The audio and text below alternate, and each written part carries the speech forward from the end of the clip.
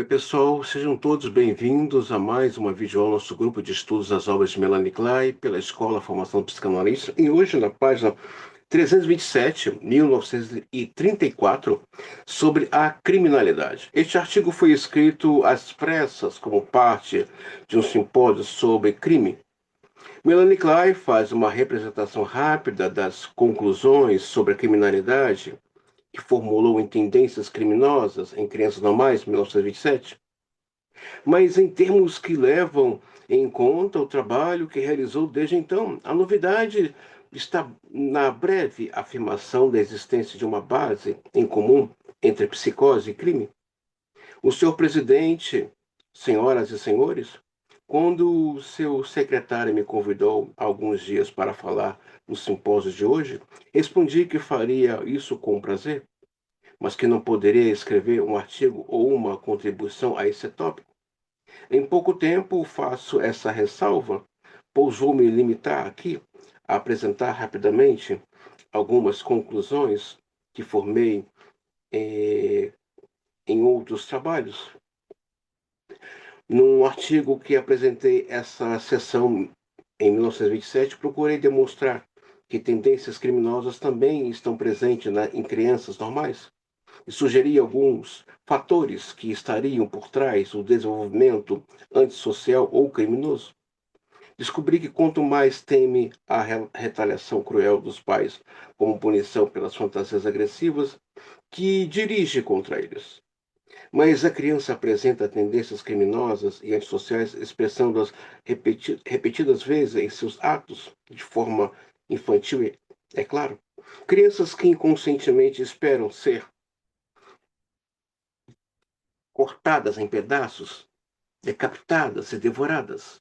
Assim por diante, sentem-se impelidas a se comportar mal para serem punidas, pois o castigo real, por mais que seja severo, sempre será tranquilizador em comparação aos ataques assassinos que esperam de seus pais fantasticamente cruéis.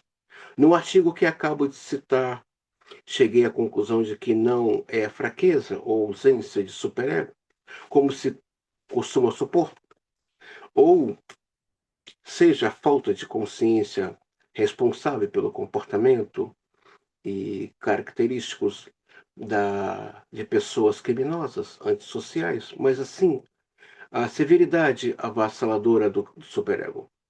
Minha experiência posterior no campo da análise de crianças confirmou essas sugestões e me deu um insight mais profundo sobre os mecanismos que agem nesses casos. A criança pequena alimenta impulsos e fantasias agressivas ou contra os pais e depois projeta neles. É assim que ela desenvolve uma imagem distorcida e fantástica das pessoas à sua volta. No entanto, o mecanismo de introjeção entra em ação ao mesmo tempo, de modo que essas imagens irreais são internalizadas. Como consequência, a criança se sente governada por pais cruéis e fantasticamente perigosos. O superego dentro de si mesmo. No início da fase sádica pela qual todo indivíduo normalmente passa, a criança se protege do medo, se sente sente que de seus objetos violentos, introjetados ou externos, redobrando os ataques feitos contra eles em sua imaginação. Seu objetivo em se livrar desses objetos dessa forma é, em parte, silenciar as ameaças intoleráveis do superego.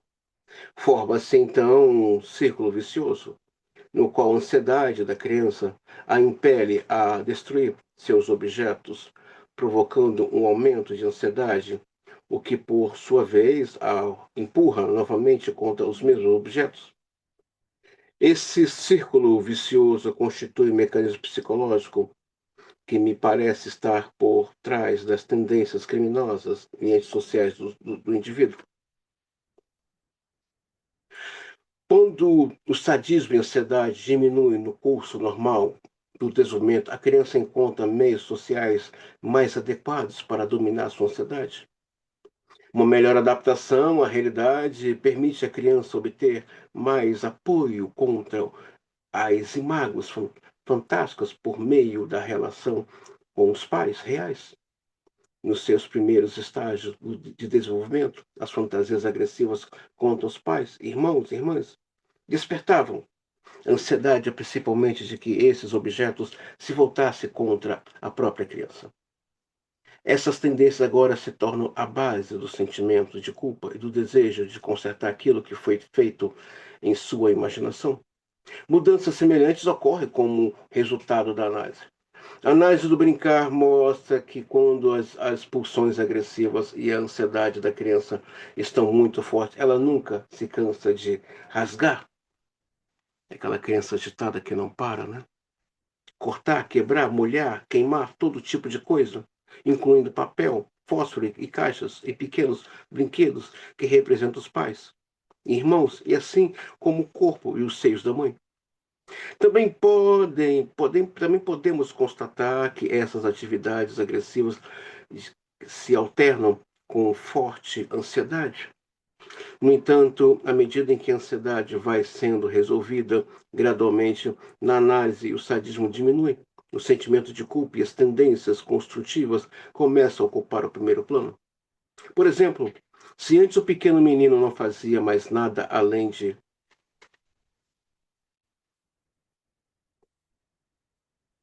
de cortar, pega fragmentos da grafite, dos lápis que cortou e enfia na rachadura da madeira. E depois fora o material para lhe dar melhor aparência. O contexto geral do material que ele apresenta, aliado às associações que faz a esse respeito, deixa claro que esse lápis artesanal representa o pênis do pai, que o menino destruiu em sua fantasia, além de seu próprio pênis. Quanto mais a tendência e a capacidade da criança para fazer uma restituição vão aumentando, juntamente com a confiança naqueles que à sua volta, mais suave será a influência do superego e vice-versa. Mas os casos em que o sadismo muito forte e a ansiedade avassaladora, posso mencionar aqui apenas os fatores mais importantes, impedem que o círculo vicioso formado pelo ódio, pela ansiedade e pelas tendências destrutivas possam possa ser quebrado. O indivíduo continua submetido à tensão das situações iniciais de ansiedade e mantém os mecanismos de defesa que pertencem a esse estágio inicial. Se o medo do superego por motivos externos ou intrapsíquicos passa de certos limites, o indivíduo pode se sentir impelido a destruir as pessoas, e essa compulsão pode se tornar o alicerce para o desenvolvimento de um comportamento de um tipo criminoso ou de uma psicose. Assim, podemos ver que as mesmas raízes psicológicas podem se desenvolver em direção à paranoia ou à criminalidade.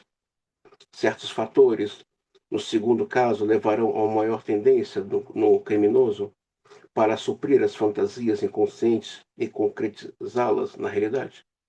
Fantasias persecutórias são comuns nos dois casos, é porque se sente perseguido que o criminoso procura destruir os outros.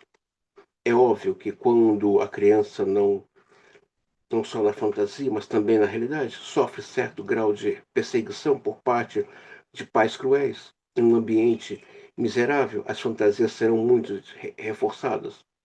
Há uma tendência comum de exagerar a importância de um ambiente insatisfatório no sentido de não reconhecer de forma adequada as dificuldades psicológicas internas que são parte do resultado do meio. Vai depender, então, de um grau de ansiedade intrapsíquica que a simples melhoria do ambiente da criança trará algum resultado. Um dos grandes problemas a respeito dos criminosos, que sempre os tornou incompreensíveis para o resto do mundo, é a falta neles de bons sentimentos humanos naturais. Mas essa falta é apenas aparente. Quando, por meio da análise, chegamos aos conflitos mais profundos, dos quais surge o ódio e a ansiedade, também encontramos lá o amor, O amor não está ausente no criminoso, mas sim escondido e enterrado de tal maneira que apenas a análise pode trazê-lo à tona. Já que para o bebê o objeto odiado e perseguidor era originalmente o objeto de todo seu amor e libido. O criminoso agora se encontra na posição de odiar e perseguir seu próprio objeto amado. Como essa posição é insuportável toda a memória, a consciência de amor, porque por qualquer objeto deve ser suprimida. Se não há nada no mundo além de inimigos, e é assim que o criminoso se sente, então seu ódio e espírito destrutivo, em seu ponto de vista, estão em grande parte justificados. Atitude que alivia até certo ponto o seu sentimento de culpa inconsciente. Às vezes é usado como disfarce mais eficiente para o amor.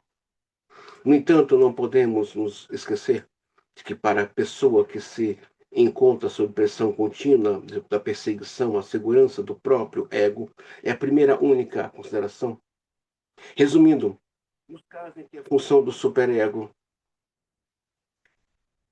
for principalmente causar ansiedade, ele desperta violentos mecanismos de defesa no ego, de natureza antitética, antissocial. No entanto, logo que o sadismo da criança se reduz ao caráter do superego, se modifica de tal forma que este passa a gerar menos ansiedade e mais sentimentos de culpa, os mecanismos de defesa que formam a base de uma atitude moral e ética são ativados. A criança passa então a ter mais consideração por seus objetos e se torna sujeita a sentimentos sociais. Todos sabem como é difícil se aproximar de um criminoso adulto e curá-lo, apesar de não haver motivos para sermos pessimistas ademais a esse respeito. No entanto, nossa experiência mostra que é possível abordar e curar crianças criminosas ou psicóticas. Parece-me, então, que melhor remédio contra a delinquência seria analisar crianças que mostram sinais de anormalidade numa ou noutra direção. Então, o Klein está aqui mostrando nessa, nessa palestra que lá nas profundezas do inconsciente desse criminoso reside o amor enterrado, o amor dessa criança. Sim, eu tenho dito nas aulas e tenho falado para vocês, né, minha garrafinha de água, a importância de nós finalistas vermos além do que se apresenta. Lá nas profundezas da psique, o amor daquela criança, não compreendida, não amada, está recalcado. Então, eu espero que essa pequena videoaula possa ajudá-los, não só na formação de vocês, mas também na compreensão desse mundo e das pessoas que nos rodeiam. Eu volto a dizer, não acredito em pessoas fracassadas, acredito em um ser que foi ou não foi amado. Até a próxima videoaula.